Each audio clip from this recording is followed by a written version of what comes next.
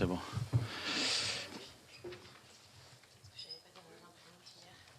Bien, mesdames et messieurs, mes chers collègues, bonjour à tous. Notre délégation a confié à nos deux collègues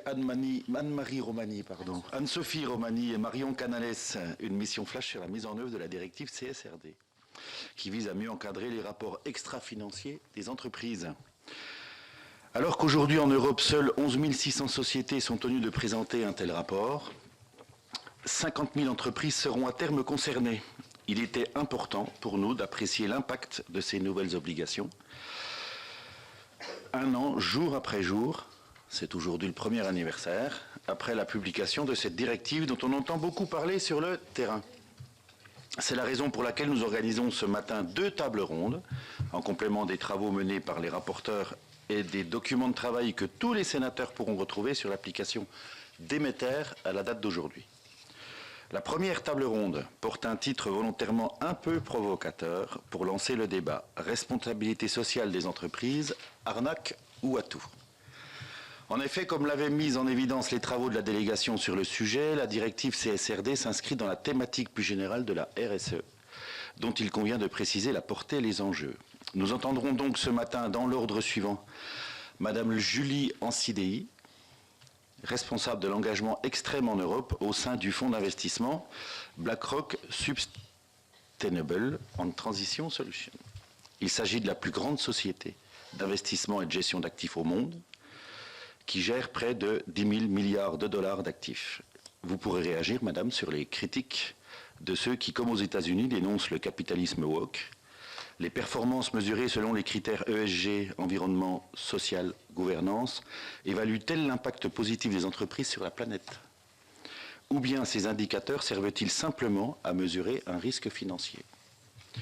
Puis nous entendrons madame Michèle Papalardo, présidente du comité de réforme du label ISR, Investissement social responsable, créé en 2016 et actuellement attribué à 1200 fonds gérant plus de 750 milliards d'euros d'actifs. Madame, vous pourrez exposer les grandes lignes de la réforme d'un label qui avait perdu en exigence et en crédibilité selon les termes du rapport de l'Inspection générale des finances. Enfin, interviendra monsieur Pierre Victoria, président de la plateforme RSE de France Stratégie, qui réunit toutes les parties prenantes de la RSE. Monsieur Victoria, vous pourrez décrire l'impact des actions des acteurs publics sur les pratiques de RSE, le développement de la commande publique responsable et la mise en œuvre des politiques publiques en accord avec les objectifs de développement durable. Je vous remercie tous trois de votre présence aujourd'hui au Sénat. Je vais tout d'abord vous céder à chacun la parole pour un propos liminaire que je vous prierai de bien vouloir limiter à, on va dire, 8 minutes, afin de laisser le maximum de temps d'échange qui devront se terminer à 9h15 au plus tard, pour que nous puissions passer à la deuxième table ronde. Ensuite, mes collègues vous poseront leurs questions, à commencer par les rapporteurs de la mission, donc Anne-Sophie Romani et Marion Canales. Je rappelle que cette table ronde est retransmise en direct et sera disponible en vidéo à la demande sur le site internet du SEDA. À vous donc la parole, en commençant par Madame Ansidei. Merci. Bonjour à tous, merci Monsieur le Président. Approchez-le. Merci beaucoup. Merci pour cette invitation à participer à ces discussions sur des sujets importants.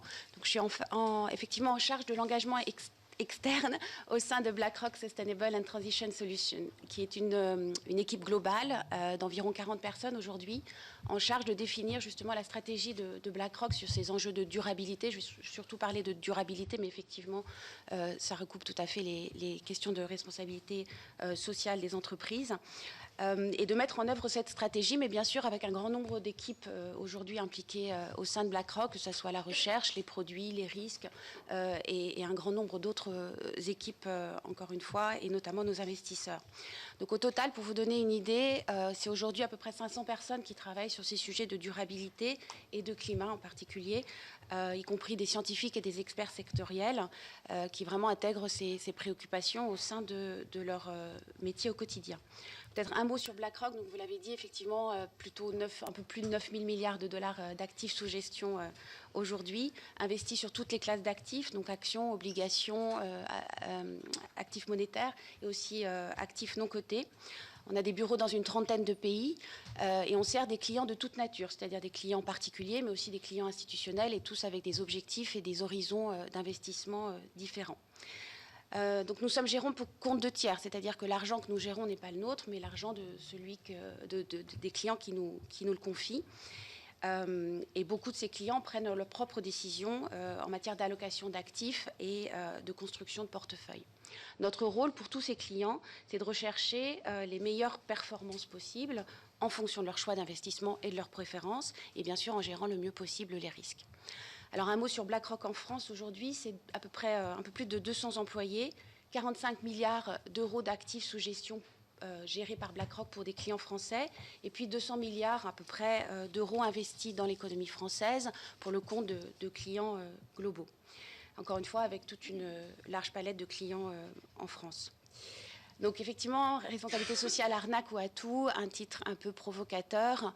Ce que je vais essayer de faire très rapidement, c'est de vous montrer comment ces sujets sont abordés au sein de BlackRock, l'approche que nous prenons, et effectivement en tant qu'investisseur global aussi représenté dans toutes les régions. Mais peut-être un mot pour dire que la prise en compte de ces enjeux de durabilité, donc plus largement de responsabilité sociale et environnementale des entreprises, ce n'est pas une mode ou une contrainte réglementaire, mais une tendance de fond qui reflète à la fois une évolution des préférences des clients et de nos investisseurs, en particulier en Europe, mais aussi des transformations en profondeur des modes de production et de consommation. Donc notre rôle en tant qu'investisseur, c'est d'évaluer quelles implications ces transformations peuvent avoir au niveau macroéconomique, en particulier bien sûr la transition vers une économie bas carbone, mais plus largement, au niveau des portefeuilles et au niveau de chacune des entreprises dans lesquelles nous investissons pour le compte de nos clients.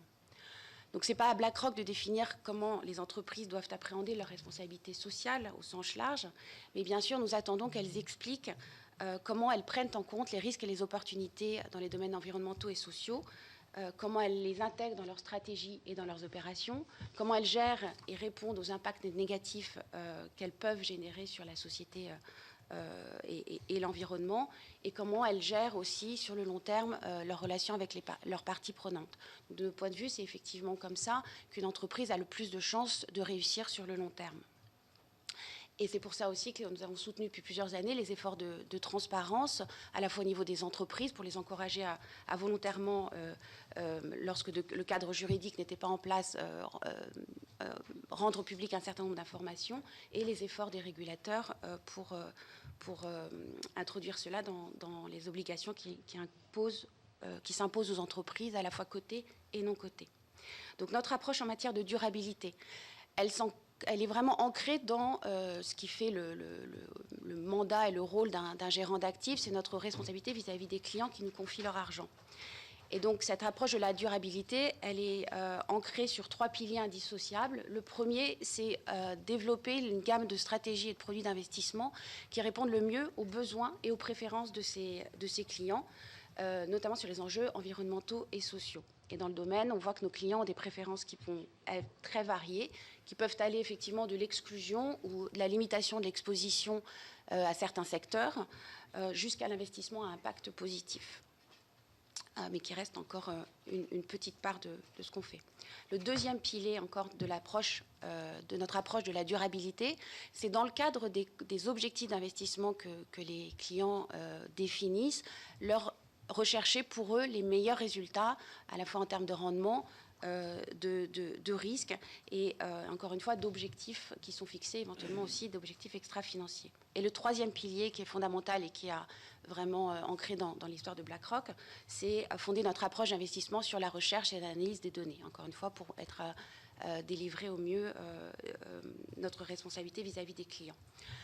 Donc encore pour illustrer la tendance de fond qu'on a vue en Europe, mais plus largement dans le monde, aujourd'hui la plateforme d'investissement durable, donc des produits d'investissement et des stratégies qui prennent en considération ces enjeux, c'est aujourd'hui 700 milliards de dollars d'actifs sous gestion, à peu près en 2023, à travers à peu près 500 produits. En 2020, c'était 100 milliards de dollars chez BlackRock. Donc c'est une croissance extrêmement rapide qui, encore une fois, reflète aussi ce qu'on a vu dans l'industrie, mais plus largement aussi une vague que BlackRock a pris pour ses clients.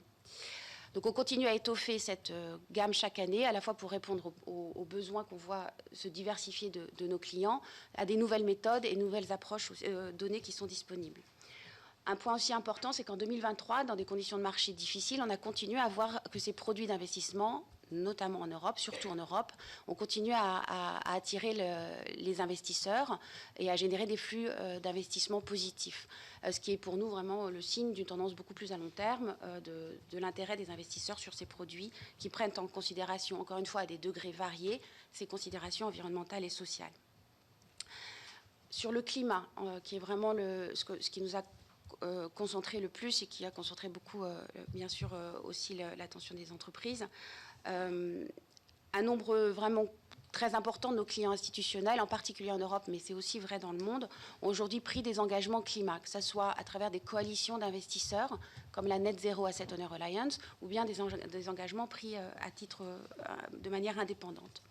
Donc aujourd'hui, dans les discussions que nous avons avec ces clients institutionnels, ils cherchent à comprendre comment mettre en œuvre ces engagements, par exemple par des objectifs de réduction des émissions de gaz à effet de serre liés à leur portefeuille d'investissement, ou à aligner ces portefeuilles vers une trajectoire, par exemple, net zéro. Mais on voit aussi une autre demande des clients qui est de comment investir dans la transition. On a réalisé cet été une enquête auprès de 200 investisseurs institutionnels les plus importants dans le monde entier, et cette demande très forte d'investir ou d'accroître l'exposition à la transition s'exprime sur toutes les régions, à plus de 56% de nos investisseurs institutionnels qui répondent ça, avec même une surreprésentation des investisseurs d'Amérique du Nord, ce qui est important à noter aussi.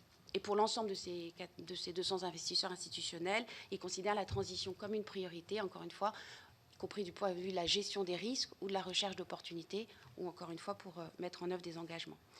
Donc deux initiatives très vite cette année sur la transition qui a focalisé nos efforts. D'une part, la recherche. On a publié cet été un transition scénario qui est la vue la plus plausible à date que l'on considère, enfin ce que l'on considère peut être le rythme et la forme que peut prendre la transition dans les années à venir. Et ça, c'est indispensable en tant qu'investisseur, en prenant en compte à la fois comment les politiques publiques pourraient avancer, les évolutions technologiques et les préférences des investisseurs. Le deuxième effort significatif qu'on a fait, c'est de développer et de définir une plateforme d'investissement pour la transition, encore une fois pour les clients qui souhaitent investir dans la transition. Cette plateforme, aujourd'hui, elle représente environ 110 milliards de dollars d'actifs sous gestion. Ce n'est pas exactement imbriqué dans la plateforme d'investissement durable que j'ai mentionnée tout à l'heure, parce qu'on peut avoir des solutions, des stratégies ou des produits d'investissement sur la transition qui ne passent pas forcément encore la barre des critères qu'on a définis pour les produits d'investissement durable.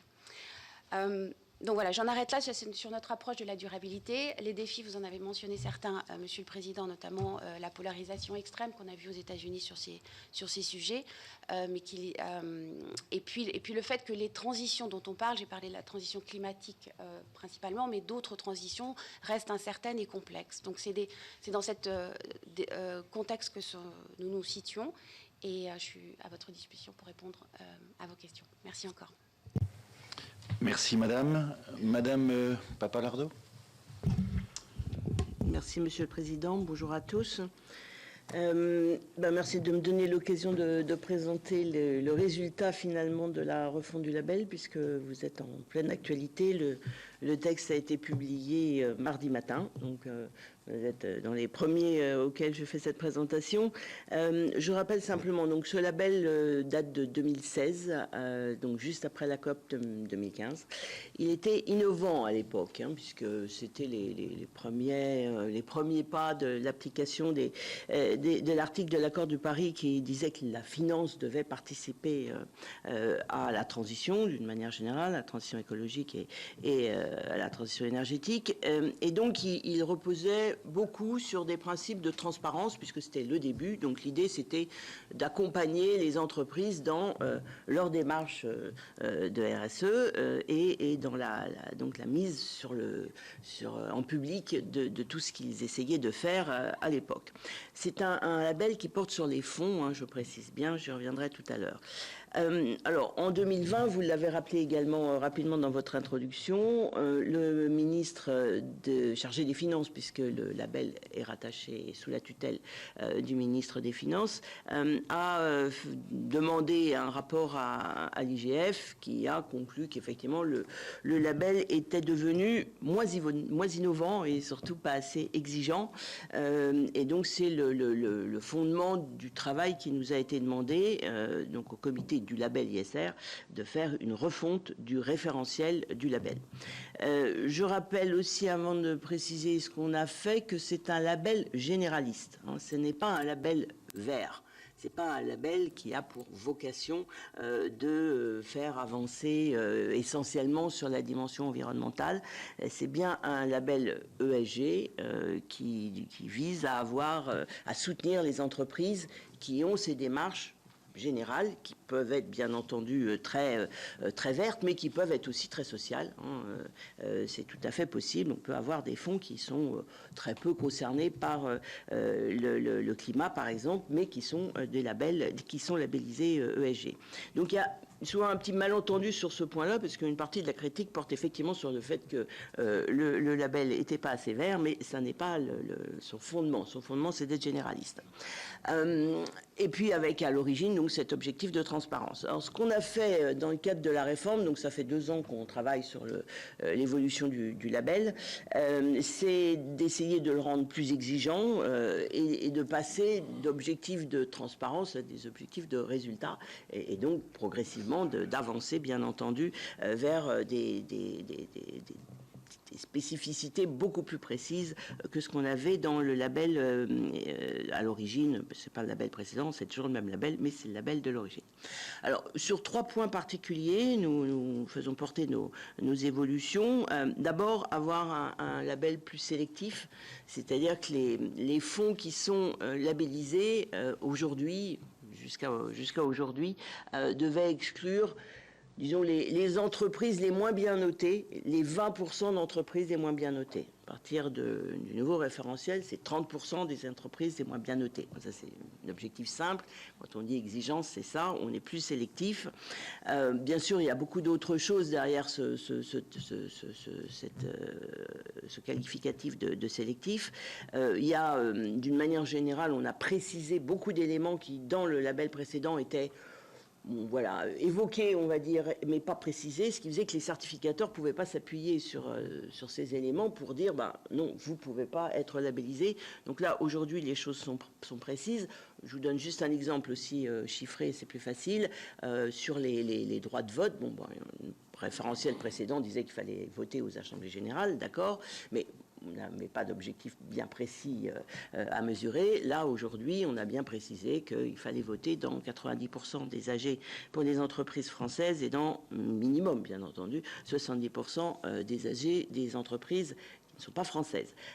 Donc, voilà, c'est pour que vous compreniez bien ce qu'on a essayé de faire sur tous les sujets, et c'est ça qui va beaucoup augmenter l'exigence. Deuxième thème important, c'est d'avoir intégré la double matérialité. Alors, à l'époque, en 2015-2016, le sujet n'existait pas, donc on ne peut pas critiquer le label pour ne pas l'avoir fait. Nous, en tout cas, on voulait que clairement ce soit fait dans cette version du label. D'une manière générale, d'ailleurs, on a essayé de s'appuyer et d'utiliser le plus possible les textes européens. Alors, c'est un peu compliqué parce que les textes européens bougent eux-mêmes, donc on va se courir un petit peu après les uns les autres, mais c'est nécessaire qu'on appuie la mise en œuvre des textes européens et puis qu'on fasse évoluer, j'y reviendrai, le label quand les textes eux-mêmes auront changé.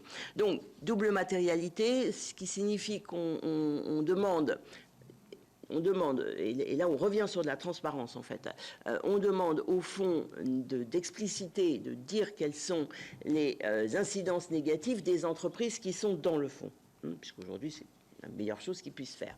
Donc ce qui veut dire qu'au fur et à mesure que les entreprises vont exprimer ce qu'on appelle aujourd'hui avec les textes européens les PAI, c'est-à-dire leurs indicateurs d'incidence négative, eh bien les fonds les rendront publics, les communiqueront. Bon, c'est un premier pas, vous voyez bien. Dans un premier pas, on fait de la transparence. Dans un second pas, bien entendu, on mettra des obligations et des exigences en termes de résultats. Il y a quand même aussi, déjà une exigence de résultats sur ce thème-là, c'est que les fonds qui sont labellisés doivent désigner 2 indicateurs sur lesquels ils doivent être meilleurs que le périmètre, leur univers de départ. Et on exige que sur ces 2 indicateurs, il y en a un qui soit un indicateur de PAI, d'incidence négative. Donc déjà, on les contraint un peu en termes de résultats sur ces éléments-là. Et le 3e point important, dont on a beaucoup parlé, c'est de mettre le climat comme un élément incontournable d'une démarche de ESG. Voilà, ce n'est pas l'objectif de la démarche ESG, parce que pour certaines entreprises et certains fonds, c'est pas ça leur objectif. Leur objectif, c'est plus d'être dans du social, par exemple. Mais en tout cas, ils doivent tous se préoccuper de la dimension climat et dire ce qu'ils font sur la dimension climat. Donc, on le voit à travers, bien entendu, les incidences négatives, etc. Mais surtout, ça nous a conduit donc à procéder à des exclusions, ce qui n'existait pas dans le référentiel précédent. Nous n'avions pas d'exclusion. Là, on a fait des exclusions. Alors, on a fait des exclusions sur les 3 domaines, E, S et G. Les exclusions sur le S et les exclusions sur le G sont assez classiques et vont probablement pas provoquer beaucoup d'évolution. Ce qui a fait parler, c'est les exclusions dans le domaine de l'énergie, ce qui n'est pas non plus le seul sujet qui nous intéresse en matière d'environnement, on est bien d'accord, mais l'exclusion, elle porte aujourd'hui sur l'énergie, et donc on a exclu les énergies fossiles au sens du charbon, des fossiles non conventionnels et de tous les nouveaux projets, qu'ils soient conventionnels ou non conventionnels, en matière d'hydrocarbures. On en a beaucoup parlé, ça n'aura pas forcément un impact extrêmement important sur la labellisation ou non des fonds, puisque aujourd'hui, même s'il n'y avait pas d'exclusion, même si le sujet n'était pas au cœur du référentiel, on n'a que 1% de la capitalisation de nos fonds qui portent sur ces sujets d'énergie fossile. Donc, pas non plus en faire un élément extrêmement structurant de ce qui va se passer après. Mais c'est clair, au moins c'est clair, c'est affiché et c'est partagé. Et compte tenu de ce qui s'est dit à la COP ces derniers jours, c'est important. Autre sujet important sur le climat, c'est les plans de transition. Alors là aussi, on innove un peu, puisque, bien entendu, ça n'existait pas en 2016, et qu'on est encore un peu balbutiant sur ce que c'est qu'un plan de transition. Donc, on a essayé de définir ce que c'est qu'un plan de transition. C'est pas seulement une trajectoire en 2050, c'est un ensemble de cibles pour arriver à l'objectif 2050 ou ultérieur. C'est aussi des moyens et c'est aussi une gouvernance. Ça veut dire que il faut que ce soit crédible et bien sûr que ces plans de transition soient compatibles avec l'accord de Paris. Alors nous avons là aussi une démarche en 2 temps. D'abord une démarche de transparence, c'est-à-dire qu'on va demander à toutes les entreprises, enfin au fond, de demander à leurs entreprises de dire ce qu'ils font en matière de transition. Et on va demander à partir du 1er janvier 2026 à ce que au minimum 15% des entreprises, des secteurs à fort enjeu, c'est-à-dire les secteurs qui sont vraiment très impliqués et qui ont des conséquences importantes sur le changement climatique. Ce sont des définitions qui sont dans la SFDR, dans la réglementation européenne. Nous, on n'a inventé aucun indicateur et aucune définition. Donc on prend les définitions de la SFDR. Donc ces secteurs à fort enjeu, qui représentent à peu près la moitié de l'économie, vont pour 15% des fonds devoir montrer qu'ils ont un plan de transition compatible avec l'accord de Paris au 1er janvier 2026.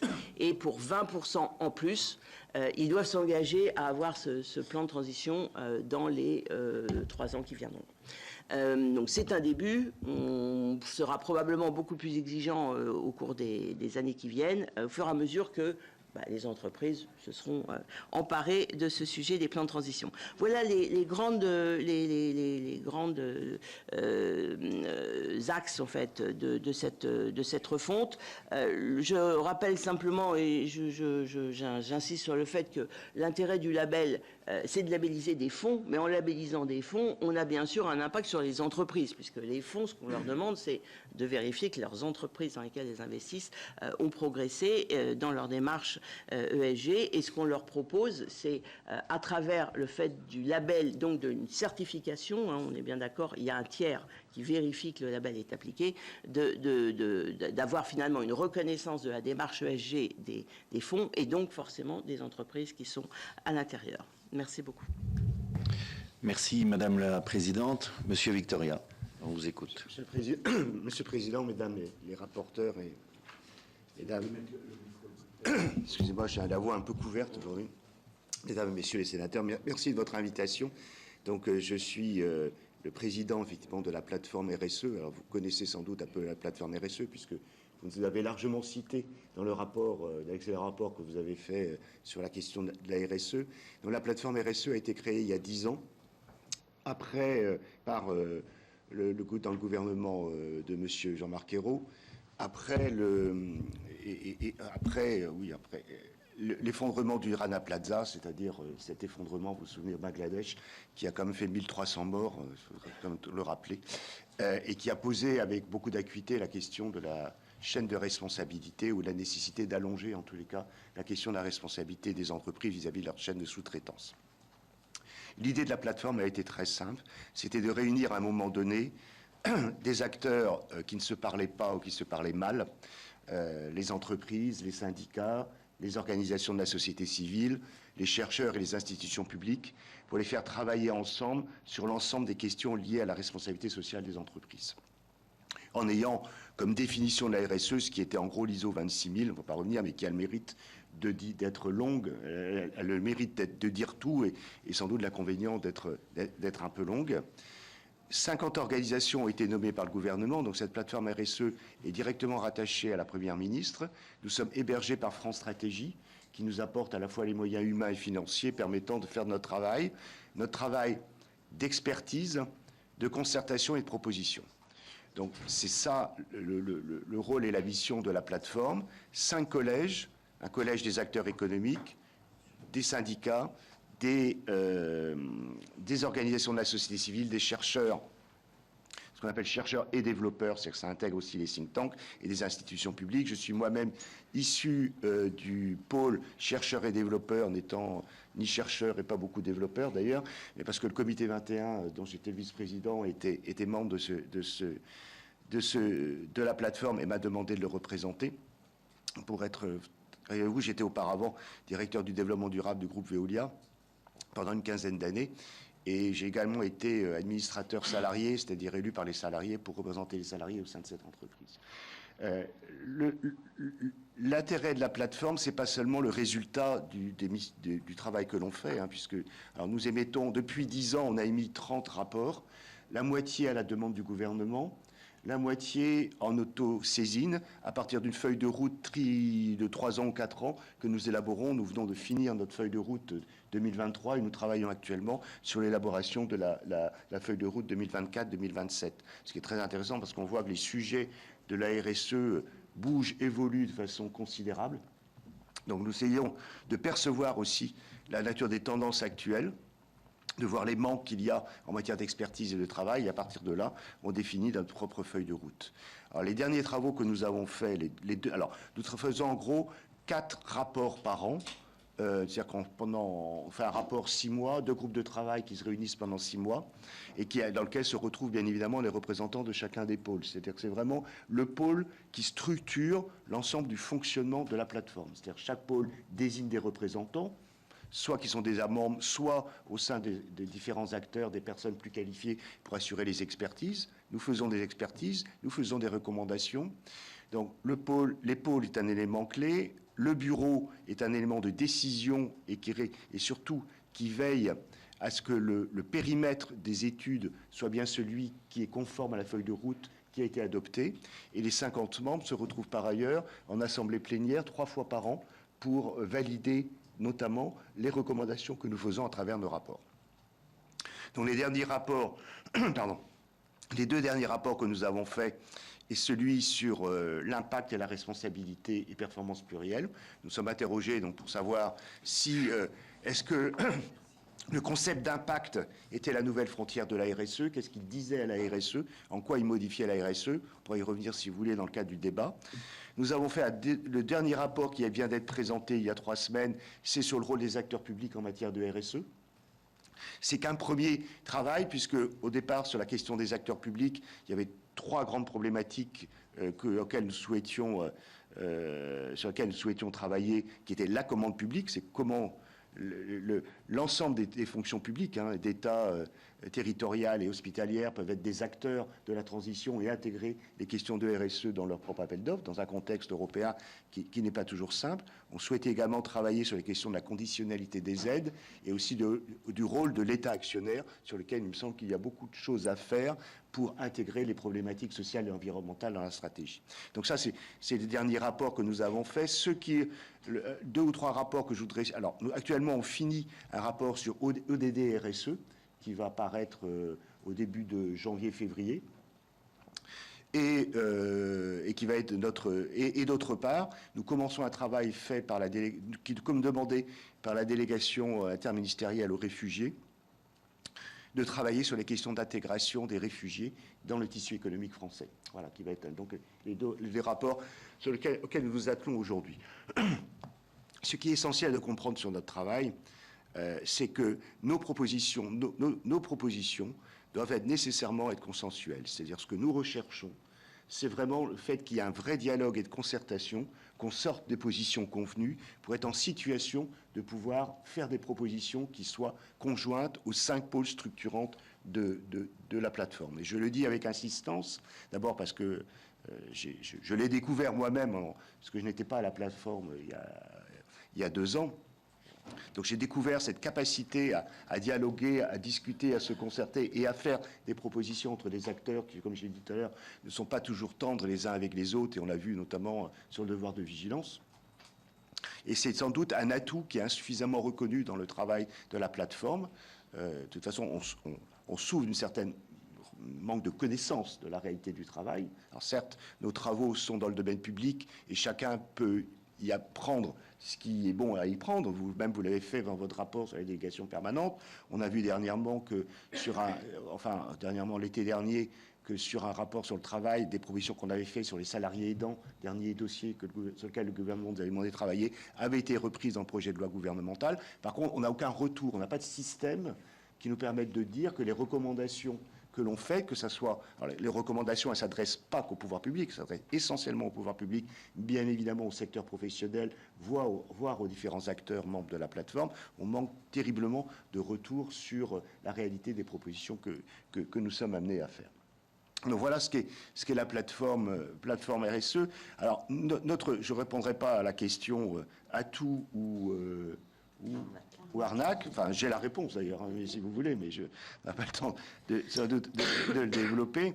On s'est par contre beaucoup posé la question de savoir si le thème RSE était encore le plus pertinent dans le monde de la durabilité qui s'ouvre devant nous, et notamment d'ailleurs avec la mise en œuvre de toute la problématique européenne et de la construction européenne de la durabilité des entreprises, entre Green Deal, taxonomie, devoir de vigilance européen et CSRD sur lequel vous avez à travailler. Beaucoup nous avons dit que RSE était un terme à la papa qui ne répondait pas aux différentes évolutions, c'est-à-dire, que le question aujourd'hui qui a été posée depuis 10 ans, c'est quand même, depuis 10 ans ou 15 ans, notamment depuis les objectifs du développement durable et l'accord de Paris sur le climat, qui est la question de l'utilité sociétale de l'entreprise, en quoi vous êtes utile à la société et en quoi vous participez quelque part à la problématique des biens communs. Donc il y a ceux qui disent qu'il ne faut plus parler de responsabilité, mais d'utilité. Il y a le mouvement sur l'impact, et vous pouvez retrouver dans notre rapport notre vision sur l'impact en disant est-ce que l'impact, c'est la nouvelle frontière? La réponse pour nous est non, c'est-à-dire que c'est un outil énorme, la mesure de l'impact, et notamment il faut le remettre dans le cadre de la CSRD et notamment dans le cadre de la double matérialité pour faire en sorte que justement les entreprises ne puissent pas être taxées la question de la responsabilité de l'entreprise reste questionnée par l'ensemble de la société. Donc la mesure de l'impact, c'est bien une façon d'évaluer, de montrer la réalité du travail qui a été fait. Et pourtant, Et donc, on était assez ouvert d'ailleurs à ce type de réflexion, mais il nous semble que les dernières années que nous avons vécues, c'est-à-dire entre la question du Covid, la question de la guerre en Ukraine, sur lequel nous avons fait une proposition, nous avons fait un texte à l'égard des entreprises qui étaient présentes, notamment en Russie, mais pas que, sur l'ensemble de la question de la géopolitique et de la RSE. Il nous semble que la question, donc on a vu là que la question de la responsabilité était posée. On l'a vu aussi d'ailleurs sur la question de l'inflation. Il nous semble que le terme de responsabilité ne peut pas être complètement fondu dans l'idée ni de l'impact ni de la durabilité, qu'elle reste extrêmement pertinente dans le monde d'aujourd'hui, face justement aux différentes crises auxquelles nous sommes amenés à agir et sur lesquelles les acteurs économiques doivent assurer leur propre responsabilité. Je voudrais juste finir en disant que, bien évidemment, notre vision de l'entreprise, c'est l'ensemble des entreprises. C'est-à-dire qu'on ne travaille pas seulement pour les 300 grandes entreprises françaises, ni pour je prends mes chiffres, parce que les plus de 5000 entreprises à taille intermédiaire et les 138 000 PME, notre vision n'est pas d'être dans une logique seulement de travailler avec les entreprises les plus engagées, c'est vraiment de faire en sorte que l'ensemble de la question sociale et environnementale soit prise en compte par l'ensemble du tissu économique, ce qui nous amène à nous adresser à tous les secteurs économiques dans leur ensemble, mais aussi aux liens qui les unissent, parce que nous pensons que les relations entre grandes entreprises, ETI, PME, notamment dans une vision territoriale, doivent être revues et améliorées. Voilà l'esprit dans lequel nous travaillons au sein de la plateforme. Merci, Monsieur le Président. Merci, Mesdames, pour vos propos liminaires. Je vais dorénavant laisser la parole à nos deux rapporteurs et ensuite nos collègues pourront poser des questions. Merci. Merci beaucoup pour ces présentations. Anne-Sophie Romani, je suis sénateur de la Marne et nouvelle sénatrice puisque je suis arrivée en septembre aux dernières élections, en 2 octobre. J'aurais effectivement quelques questions, Madame en CDI, à vous poser. En 2020, vous vous engagiez à respecter les critères ESG dans vos investissements, mais en 2023, vous semblez avoir renoncé à cette exigence. Pourquoi une telle évolution ? Et ma deuxième question sera, comment considérez-vous la double matérialité ? En dehors de l'Europe, la matérialité simple domine. La CSRD est-elle un atout ou un handicap pour les entreprises européennes ? Et moi, je vais peut-être compléter pour vous poser... Donc, Marion Canelet, je suis sénatrice du Puy-de-Dôme et nouvellement élue également. L'objectif de ma question, c'est de savoir s'il est possible, si vous pouvez investir en Europe en prenant en considération les critères ESG, ce que vous ne pourriez pas faire dans certains États des États-Unis, comme par exemple le Texas, qui proscrivent ce qu'on appelle le capitalisme woke. Voilà. Merci beaucoup, Mesdames les sénatrices. Alors, ces deux questions sont liées avec la première que vous me posiez sur la position de BlackRock sur les enjeux ESG et l'évolution de la situation aux États-Unis qu'on a vu avec une polarisation des débats. C'est effectivement une polarisation des débats aux États-Unis et non pas seulement une approche uniforme aux États-Unis d'un rejet anti-woke ou anti-ESG. Et donc, pour BlackRock, c'est vrai que ces derniers mois, ces dernières années, il a été important de rétablir, de clarifier l'approche de BlackRock vis-à-vis des parfois représentations erronées de l'action de BlackRock, de replacer notre approche de la durabilité, encore une fois, dans la responsabilité que l'on a vis-à-vis de nos clients, mais ce qui ne veut pas dire que notre approche de la durabilité a changé au cours de ces dernières années. C'est-à-dire que, encore une fois, c'est de la responsabilité de l'investisseur de considérer ces facteurs environnementaux et sociaux parce qu'ils peuvent avoir des impacts, encore une fois, sur la performance à long terme des entreprises et parce que aussi ce sont encore une fois des éléments que nous considérons lorsque nous interagissons avec nos clients et que nous considérons leurs préférences pour ces sujets, vis-à-vis de ces sujets environnementaux et sociaux. En ce qui concerne les initiatives qui ont été prises au Texas et dans d'autres États européens, effectivement, ça s'est traduit par BlackRock qui est apparu sur des listes de boycott dans ces États européens, mais encore une fois, dans ces États américains, pardon. Mais encore une fois, ça n'affecte pas l'approche qu'on a de la durabilité et la façon dont on considère les entreprises dans le monde entier et la façon dont on développe aussi nos produits d'investissement, la recherche et l'intégration des considérations ESG qui, par ailleurs, est une obligation en Europe. Donc, on a une intégration, un document public qui détaille cette façon dont on intègre ces considérations dans nos stratégies d'investissement. Et cette considération des facteurs E, S et G varie en fonction des stratégies d'investissement, notamment lorsqu'il s'agit de gestion indicielle par rapport à une gestion active et en fonction de chaque objectif des fonds. Mais c'est quelque chose que l'on fait de manière indépendamment en fait des objectifs du fonds.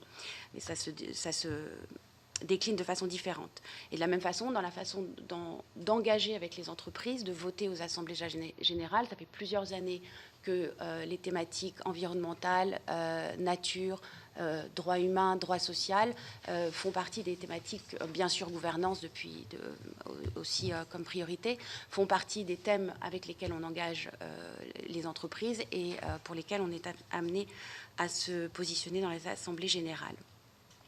En ce qui concerne peut-être la CSRD, atout handicap et plus généralement les questions de double matérialité, je pense qu'un des atouts pour les entreprises qui s'engagent dans ce mouvement de reporting, et on le voit en France, puisque les obligations qui pesaient sur les entreprises françaises, certes, côté sont bien antérieures à ce que connaissaient d'autres pays européens. Je pense que c'est un atout de ce point de vue par rapport à d'autres entreprises dans le monde qui vont arriver plus tard dans ce processus de reporting obligatoire et on voit déjà aussi volontaire, puisque le mouvement notamment sur le climat de transparence des entreprises sur la façon dont elles répondent aux enjeux climat augmente. Donc de ce point de vue, je pense que le plus tôt les entreprises peuvent se préparer, aujourd'hui ça devient la loi en Europe, c'est important. La prise en considération de la double matérialité, elle s'inscrit encore une fois, je crois que M. Victoria le mentionnait, la CSRD c'est un des éléments d'un cadre beaucoup plus large en Europe, beaucoup plus ambitieux et qui a touché à la fois le secteur financier et les entreprises, mais aussi des initiatives sectorielles, notamment dans le domaine climatique et environnemental.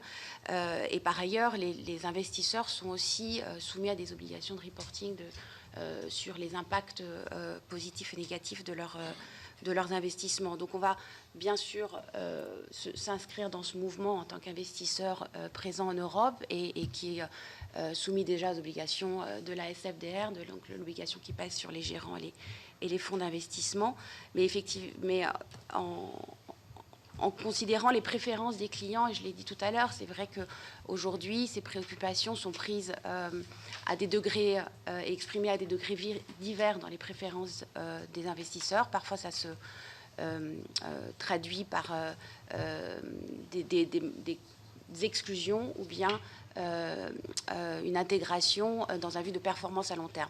Les investisseurs qui aujourd'hui recherchent des impacts positifs à travers les investissements, on en voit, nous-mêmes on développe des produits, on a une plateforme d'investissement à impact, mais ça reste encore une partie assez faible de nos portefeuilles. Merci. Nous aurions aussi, alors on va poser l'ensemble des questions, à tout le monde. Je t'en prie, vas-y Marion. Pardon. Oui, pour... Avec le micro. Pardon.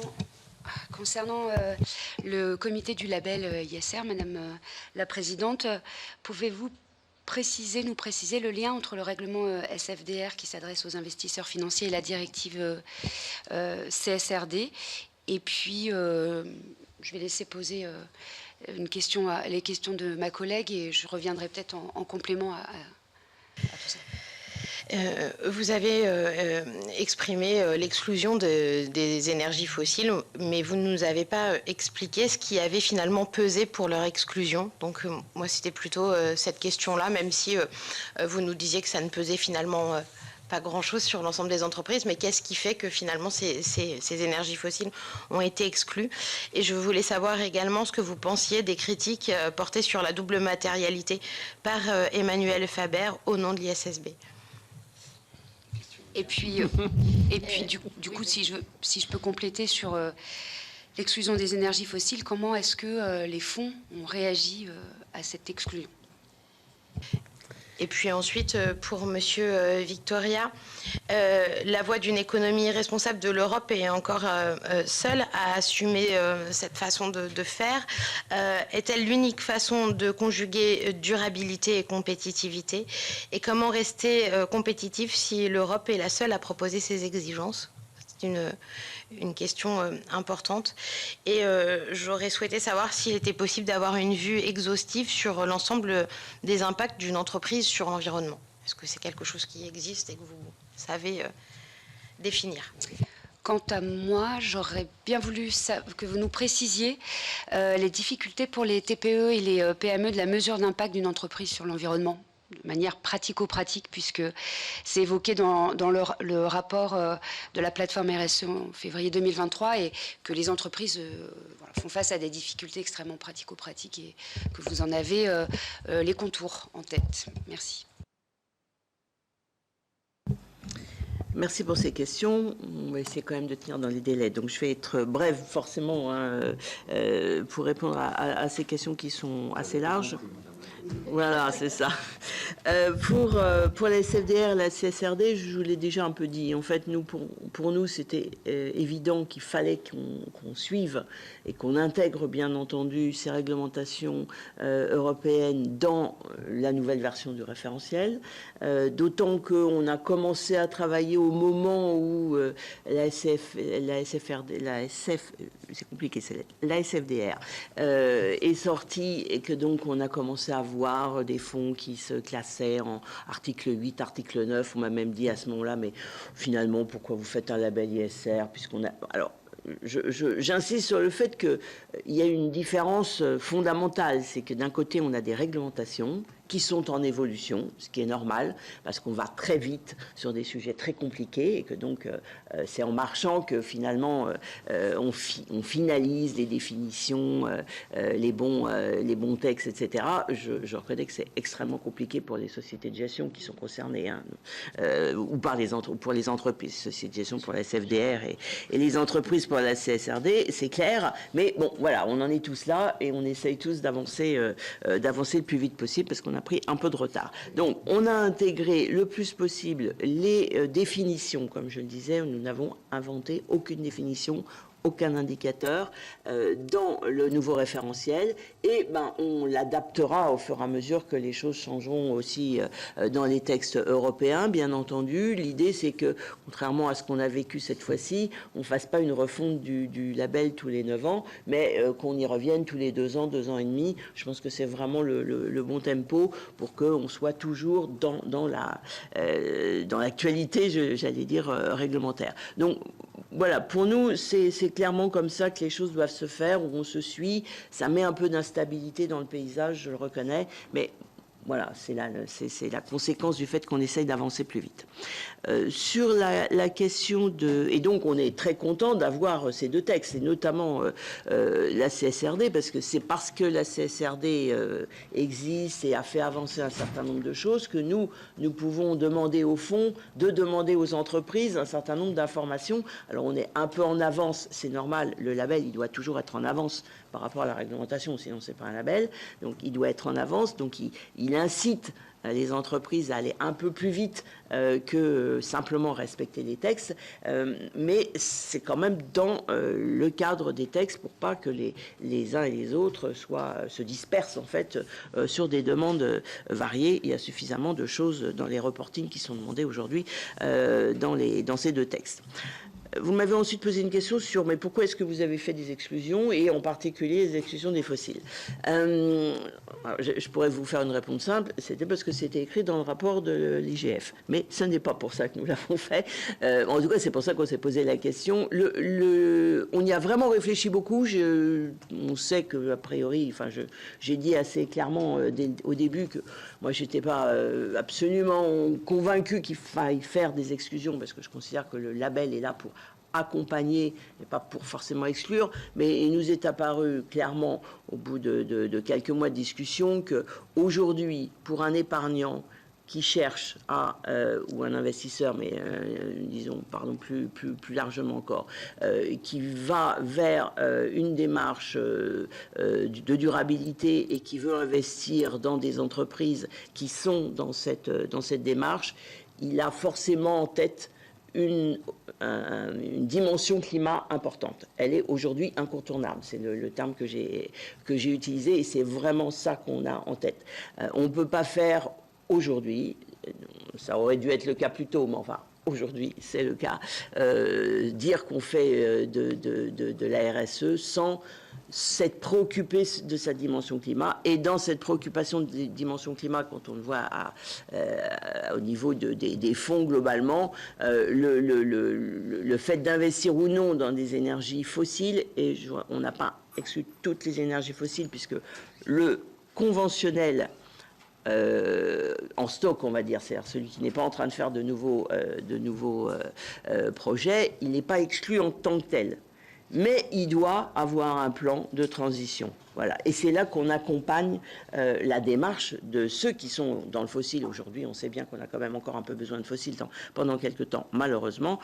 Ils ne peuvent venir dans les fonds labellisés que s'ils ont un plan de transition compatible, bien sûr, avec l'accord de Paris. C'est ça la logique, en fait, de la démarche que l'on a pris. Mais, comme je vous le disais, ce qu'on constate finalement, c'est que même s'il n'y avait pas d'exclusion dans le référentiel précédent et qu'on disait absolument rien sur les différents types d'activités, en particulier sur les fossiles, de même, les fonds allaient sur les entreprises qui n'étaient pas dans les énergies fossiles, puisque au total, on n'a que 1% de capitalisation. Donc, c'est pour ça que j'insiste un peu là-dessus, parce que c'est souvent la critique qui a été faite au référentiel ISR, c'était qu'on n'excluait pas suffisamment, etc.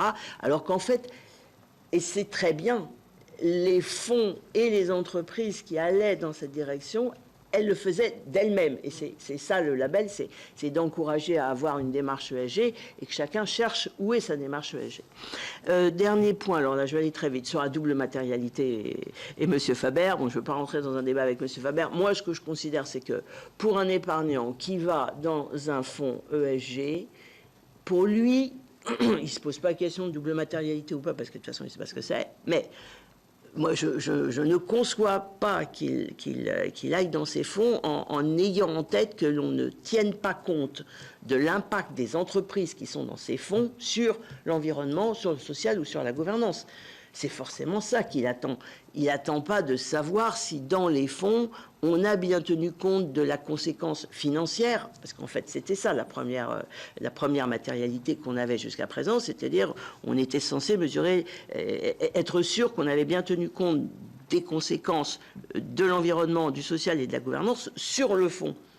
C'est important, on est d'accord, mais forcément, quand vous investissez avec cette volonté de soutenir d'une démarche ESG, vous vous intéressez à l'autre matérialité, celle qui nous intéresse aujourd'hui, celle qui fait la double matérialité. Donc pour moi, en tout cas pour le label, ça me paraît évident qu'il faut aller dans cette direction-là. Je pense que d'une manière générale, si on veut faire de l'ESG, il faut aller dans cette direction-là. Après, si on ne veut pas faire de l'ESG, on fait autre chose. Je vais peut-être rebondir d'ailleurs sur la partie européenne. Enfin, la plateforme a fait un rapport il y a 3 ans et demi, justement sur la question de comment se positionner par rapport aux dynamiques européennes structurantes et quelles étaient les conséquences en fait pour l'économie française. La réponse qui a été unanime, c'est de dire que on s'inscrivait totalement dans une vision de l'entreprise qui doit assurer une plus grande utilité sociétale ou améliorer sa relation avec la société, que c'est ça, dans le fond, le modèle européen d'entreprise. C'est-à-dire que oui, il existe quelque part un modèle européen d'entreprise qui intègre les questions de la société et la participation de l'entreprise, que ce que j'ai dit tout à l'heure, au bien commun. Donc on a très clairement pris position en faveur de la politique européenne et notamment en faveur des travaux de l'EFRAG à ce moment-là. D'ailleurs, c'est aussi ce que vous dites vous-même dans votre rapport. Hein. On a trouvé des convergences d'opinion et on est persuadé, d'une part, que c'est ça le sens de l'histoire, c'est qu'aucune activité économique, comme a été dit pendant le débat, ne peut perdurer si elle n'est pas en résonance avec les attentes de son époque. Donc il n'y a pas d'entreprise qui durera et qui sera durable si elle ne répond pas aux attentes de son époque, et que la politique européenne nous semble aller dans son esprit dans ce sens-là, et que nous devons y être non seulement présents, moteurs, et vigilants aussi sur les conséquences, effectivement, de ce qui peut s'y passer. Je ne reviens pas sur ce qui a été dit. La deuxième chose aussi, ce qu'on s'est dit sur la politique européenne, et qui renvoie à la question de la double matérialité, on est toujours un peu interrogatif au sein de la plateforme, et on le dit d'ailleurs dans le rapport sur l'impact, sur où en est l'évaluation justement de la loi Pacte française, dont on trouve que l'évaluation n'est pas à la hauteur, en tous les cas, des espérances que le rapport Sénart-Nota avait pu laisser entendre dans la relation entre l'entreprise et la société, mais aussi dans la convergence d'acteurs différents pour porter cette vision sociétale, et notamment sur la question de l'article 1833 du Code civil. C'est-à-dire qu'aujourd'hui,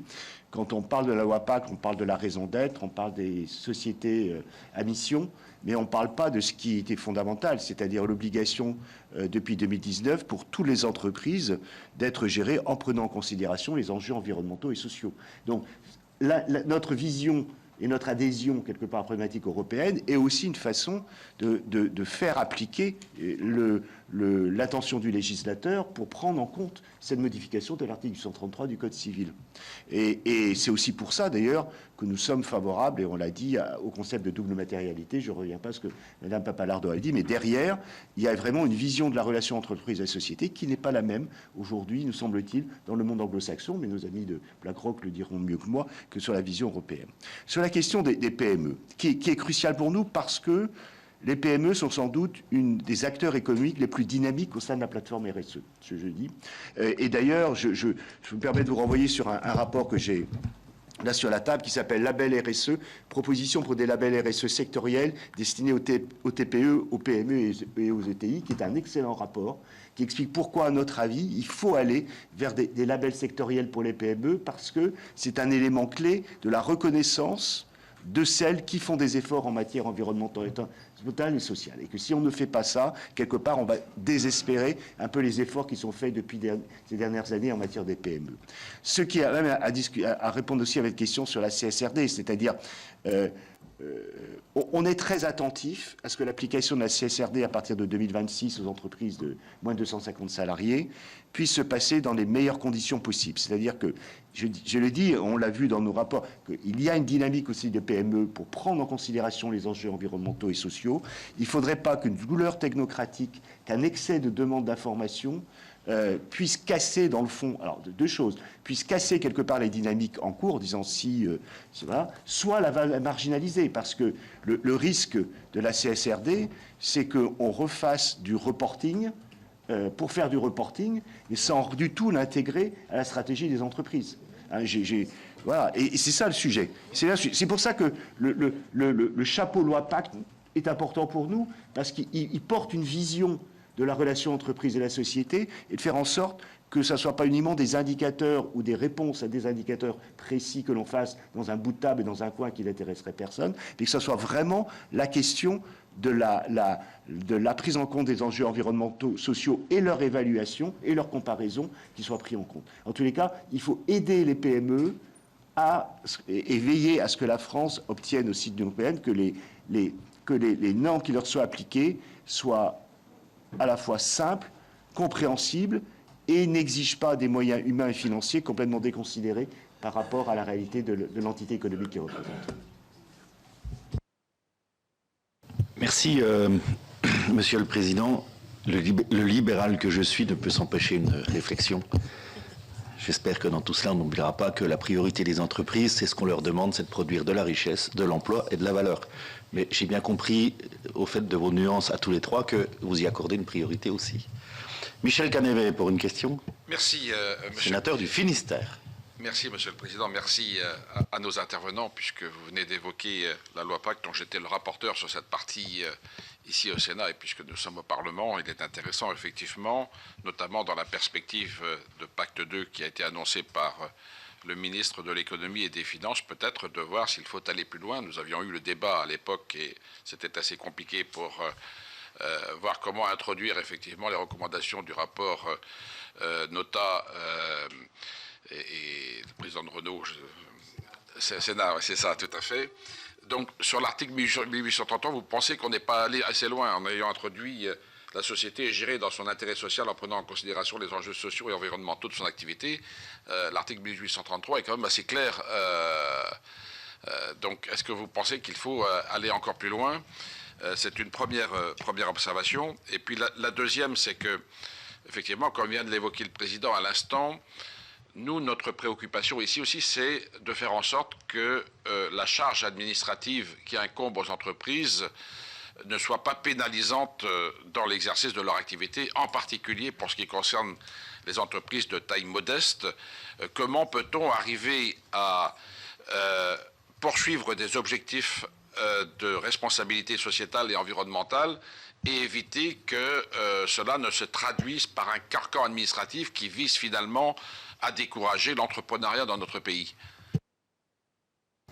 Avec une notion de compétitivité.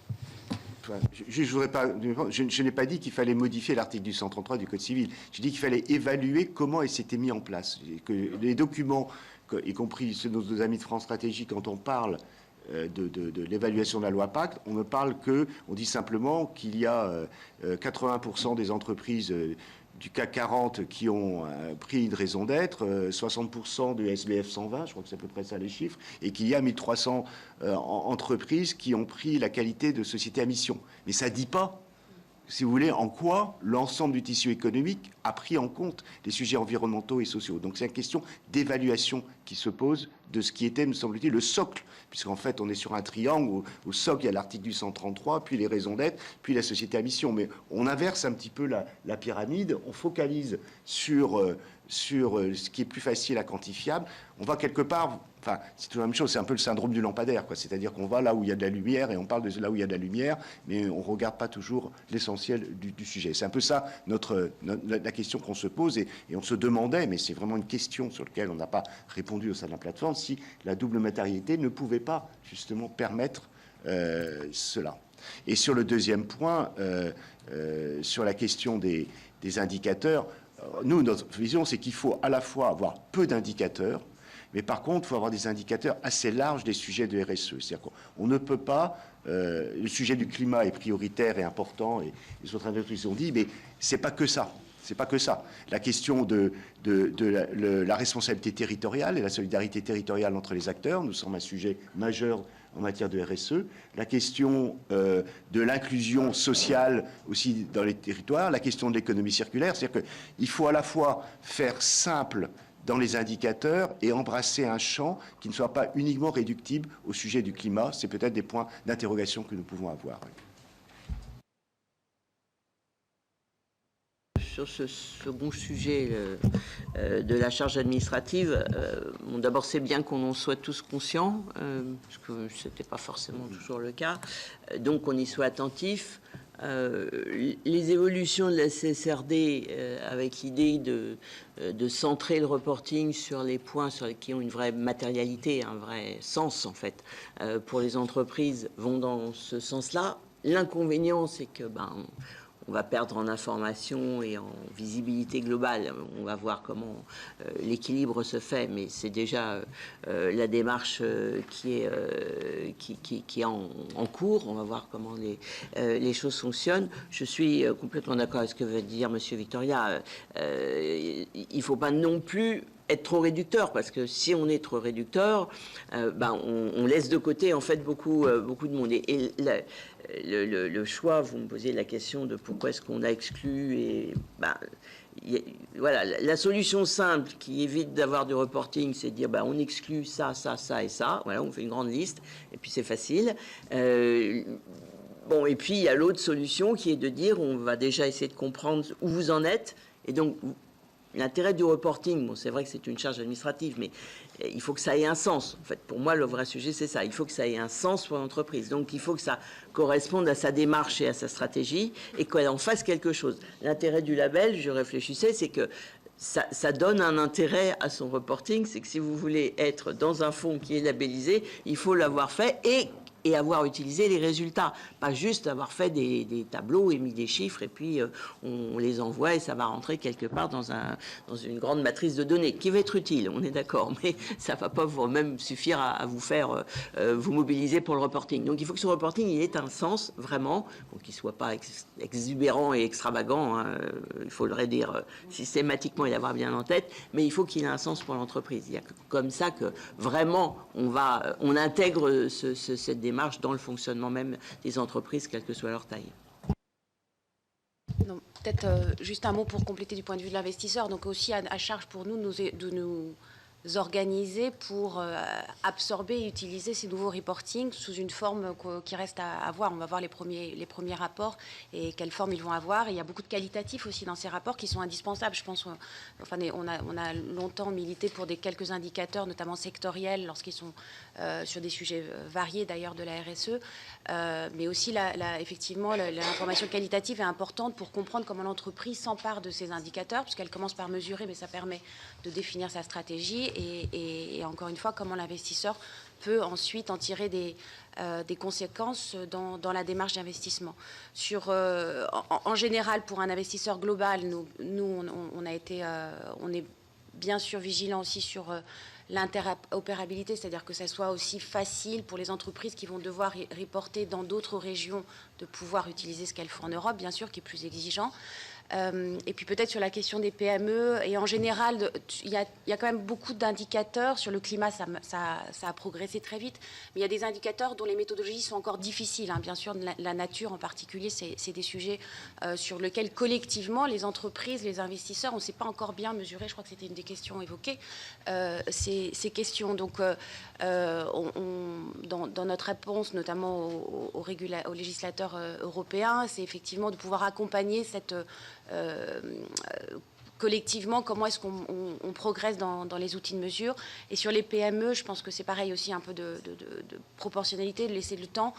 Mais je pense que ce n'est pas que la contrainte réglementaire aussi qui vont forcer les PME à s'adapter. C'est effectivement leur chaîne de valeur qui vont leur demander des informations, les investisseurs. Et nous, on a une réflexion aujourd'hui dans les stratégies d'investissement, encore une fois, dans le non-coté, donc avec des PME, des ETI, et comment aussi l'investisseur peut accompagner ses premiers pas, parfois, des entreprises dans un reporting et la définition d'une stratégie, notamment sur les sujets climat. Merci. On aura une question de notre collègue, la dernière question, de notre collègue Yves Bluiven, en lui demandant, il nous reste vraiment 2-3 minutes, parce qu'il faut qu'on teste aussi la technique après, parce qu'on a une partie en visio. Donc le plus concis possible. Et bien évidemment, je vous demanderai également dans les réponses d'essayer de faire... Yves Bluiven, donc sénateur du Morbihan, tout nouveau sénateur du Morbihan. Je vous écoute avec beaucoup d'intérêt sur la mise en place de ces labels, sur la responsabilité sociétale de l'entreprise citoyenne, etc., etc. On a vu il y a déjà une vingtaine d'années arriver les normes ISO 9000, ISO ceci et cela dans nos entreprises. Moi, j'ai passé beaucoup de temps dans le monde agroalimentaire. On s'est tous engouffrés dans ce système pensant qu'on allait vraiment mener des politiques de différenciation et pouvoir se différencier avec nos concurrents. Et pendant ce temps-là, on a vu débouler, au moment de l'agrandissement de l'Europe, des produits venant d'autres partenaires européens sur lesquels il n'y avait aucun respect des normes, aucun respect. Et on avait franchement l'impression de se mettre des boulets aux pieds et de courir moins vite que nos concurrents. Vous n'avez pas l'impression que là, on pourrait aussi mettre autant d'énergie que ce qu'on met sur les labels et sur la certification des entreprises, sur leur démarche citoyenne?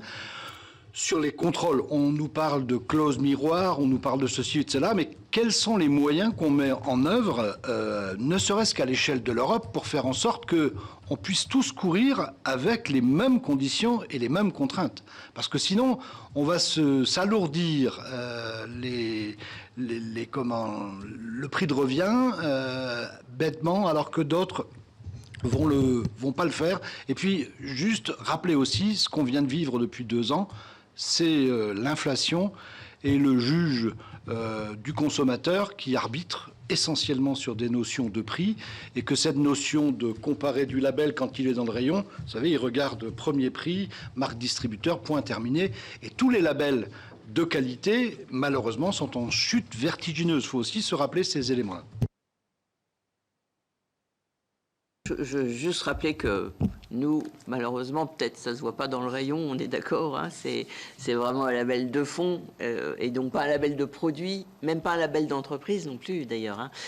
Mais je comprends très bien ce que vous dites et je rebondis sur le sujet contrôle, parce que je suis une grande fervente aussi de cette idée de fixer des résultats et des objectifs de résultats et donc d'avoir des moyens de contrôle plutôt que de se fixer des objectifs de moyens qui nous contraignent, ça effectivement, mais sur lesquels ensuite derrière on n'a pas le contrôle nécessaire pour faire la différence. Bon, en ce qui concerne le label ISR, il s'applique à toutes les entreprises françaises ou pas, hein, qui veulent être dans des fonds labellisés.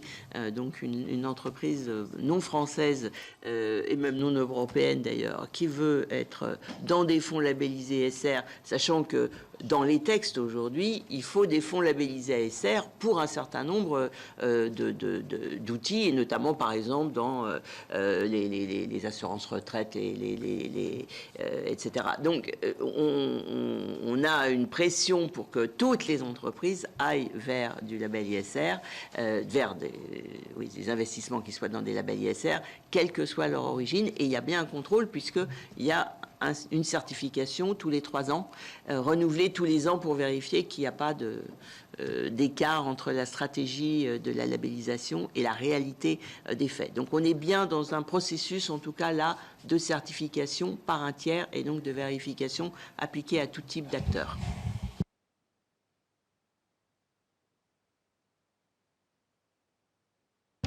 Merci, mesdames et messieurs, pour vos propos de ce matin et votre présence, d'avoir pu vous rendre disponible. Vos analyses seront précieuses, je pense, pour le travail de nos reporters et rapporteurs, qui sont aussi quelquefois des reporters, et dans la rédaction de leurs rapports. Merci beaucoup, et nous allons passer à la deuxième table ronde. Merci.